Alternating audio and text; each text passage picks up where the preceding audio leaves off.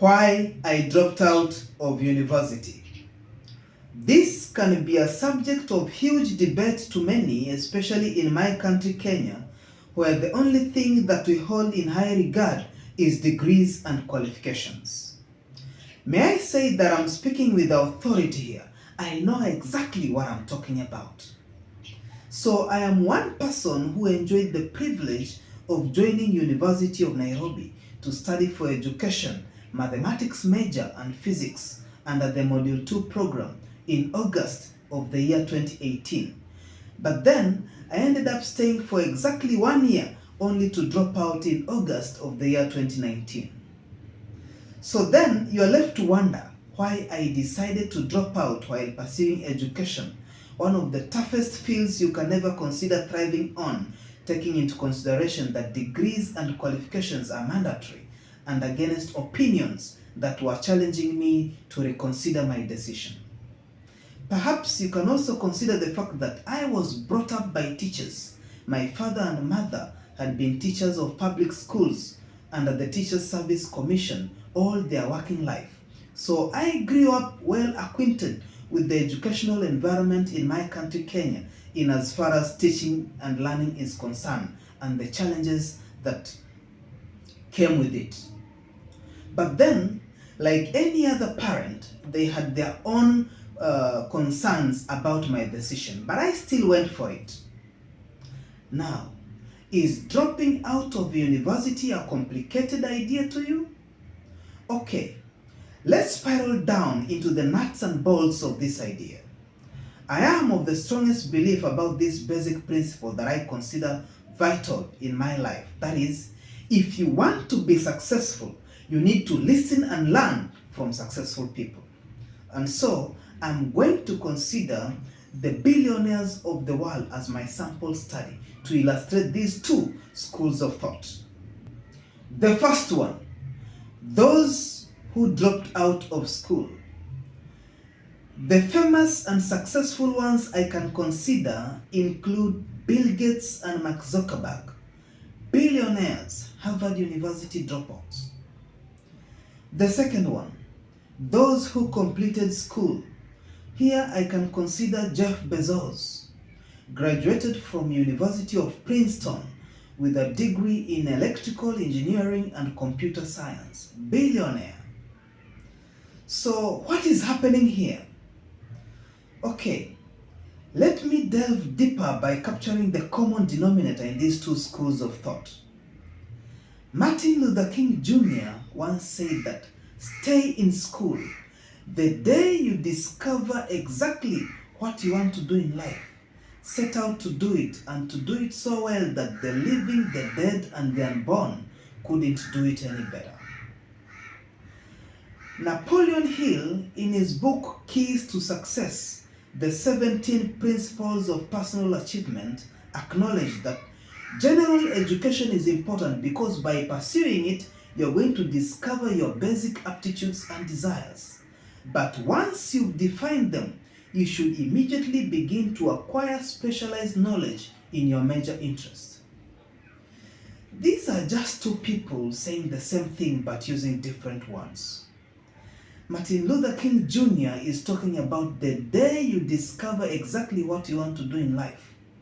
That is a statement inspiring someone to rise to his or her purpose. Napoleon Hill is talking about acquiring specialized knowledge in your major interest. That is a statement of purpose too. These two statements really portray that anyone who wants to achieve success has to drop out and drop in into something bigger, more noble, original, unique at some point. An exercise that just can't be mastered with average efforts. And how we get to master that is just a matter of timing, as the two schools of thought will portray. So what is the mindset of those who decided to drop out of school or university? These are people who discovered a cause worth pursuing while at the university and were convicted to move towards that path. These are people who discovered their purpose for life, something to die for, and declared independence from other people's opinion to journey their cause. These are visionaries who see a different and better future and see themselves as active participants and custodians for their vision. These are people who are very passionate, self-driven, and their main aim is not to seek employment, but to become, to rise as solutions to problems and challenges that inflict the human population. These are people who dream big and believe in themselves and the possibility of making their dreams become a reality. These are people who are not married to the status quo and they challenge it most of the time, and by default, they are history makers. These are people who possess high self-esteem and an abundance of self-confidence. So they began by pursuing a certain profession at the university, but then ended up tapping into something bigger, and so they had to drop out and drop in. This is the reason as to why Bill Gates and Mark Zuckerberg never pursued employment and ended up working for themselves. What about those who completed university or school? This is where the majority of the population is found. Here, the thinking is about pursuing a certain profession, getting degrees in form of accolades, and then advancing in those professions with the main aim to seek employment. Their motivation is to qualify for the professions of their choice, and so they do everything possible to achieve that. Once they get the accolades, some of them manage to get employment where they end up working for the rest of their lives, and others get to be employed, but then they drop out and drop into something bigger, and still the vast majority never get to be employed in the careers they obtained their degrees for, let alone being employed at all.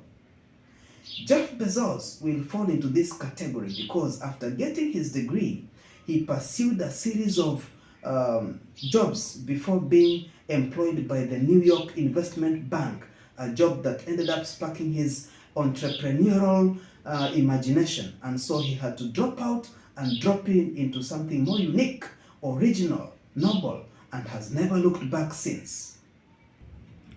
To sum things up, let me say that I have considered two schools of thought here, but then I consider them to be the main ones, and especially as pertaining to university education.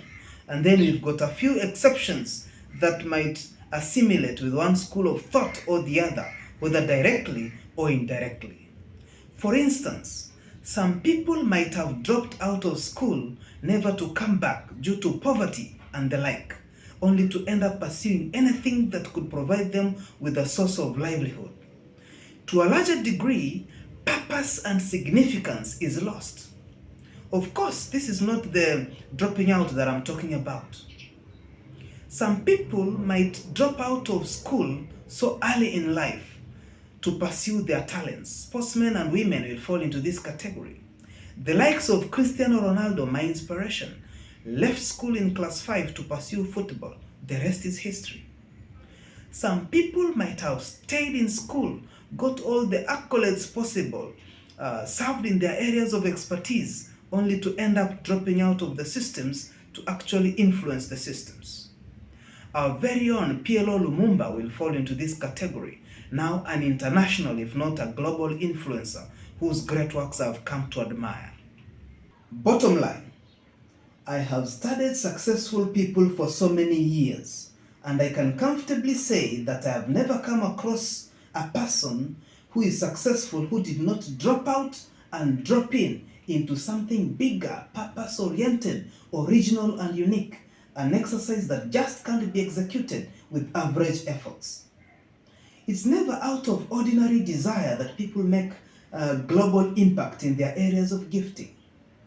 In the end, we are all one people aiming at impacting the world positively with our gifts, and what a way to do it than to embrace our diversified and unique efforts for the common good of all.